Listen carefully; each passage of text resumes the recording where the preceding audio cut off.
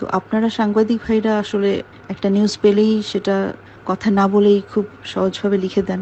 সিভিলাইজের মতো কিছু মানুষ চিন্তা করে যে আমরা বলতে সেপারেট হয়ে গেছে, অমুক হয়ে গেছে, তমুক গেছে। এটা নিয়ে কিন্তু আমরা অডিট না, কিন্তু কিছু বাজে মেন্টালিটির মানুষজন। মৌসুমীর সঙ্গে ডিভোর্সের গুঞ্জনে ক্ষুব্ধ ওমর সানি পর্দার জনপ্রিয় জুটি হলেও বাস্তব জীবনে দীর্ঘদিন ধরে দুই দেশে আলাদা থাকছেন চিত্রনায়ক ওমর সানি ও অভিনেত্রী মৌসুমী। ওমর সানি থাকেন বাংলাদেশে আর মৌসুমী প্রায় 2 বছর ধরে অবস্থান করছেন যুক্তরাষ্ট্রে।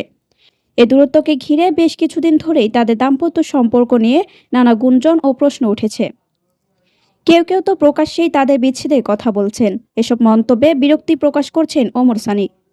সম্প্রতি আবারও এমন প্রশ্নের মুখে পড়ে কড়া প্রতিক্রিয়া জানান এই অভিনেতা। তার ভাষায়, অসভ্যের মতো কিছু মানুষ করে আমরা আলাদা হয়ে গেছি। কিছুদিন আগে একটি চলচ্চিত্র সংক্রান্ত অনুষ্ঠানে অংশ নিয়ে ওমর সানি বলেন তারা নাকি আলাদা হয়ে গেছেন। এমন নানা কথা তিনি নিয়মিতই শোনেন, তবে এসব মন্তব্য নিয়ে তিনি বা তার পরিবার চিন্তিত নন। তার মতে কিছু মানুষের মানসিকতাই এমন, যারা অকারণে গুজব ছড়াতে ভালোবাসে। সম্প্রতি একটি পডকাস্টে হাজির হয়েও একই ধরনের প্রশ্নে মুখোমুখি হন ওমর সানি। একসঙ্গে আছেন কিনা এমন প্রশ্নের জবাবে তিনি ক্ষোভের সঙ্গে বলেন, অনেকেই নিজেকে জ্যোতিষী ভাবতে শুরু করেছেন। কেউ হাত দেখে ভবিষ্যৎ বলে, কেউ আবার ডিভোর্স লেটার দেখার আগ্রহ প্রকাশ করেন। এসব বিষয়ে আর কিছু বলার নেই বলেও মন্তব্য করেন তিনি। বিভিন্ন সময় জানা গেছে মৌসুমী বর্তমানে যুক্তরাষ্ট্রের নাগরিকত্ব পাওয়ার প্রক্রিয়ার মধ্যে রয়েছেন। সে কারণেই তিনি দীর্ঘদিন ধরে সেখানে অবস্থান করছেন। এদিকে ওমর সানিরও যুক্তরাষ্ট্রে যাওয়ার কথা ছিল, কিন্তু ভিসার মেয়াদ শেষ হয়ে যাওয়ায় যেতে পারেননি। বর্তমানে তিনি নতুন করে ভিসার জন্য আবেদন করেছেন।